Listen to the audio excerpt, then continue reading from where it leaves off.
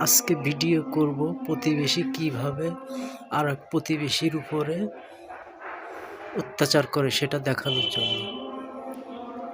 এটা আমাদের বাসা, যেখানে আমাদের এক প্রতিবেশী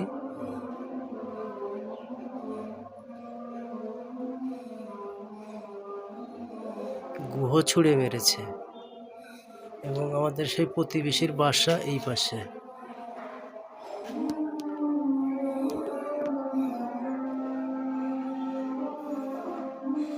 এটা হচ্ছে হাবিব মাস্টারের বাসা।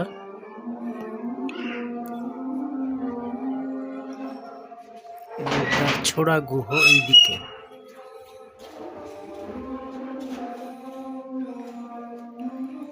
এবং যে পাত্রে সে এটা ছুঁড়ে ফেলেছে সেটা হচ্ছে এইটা।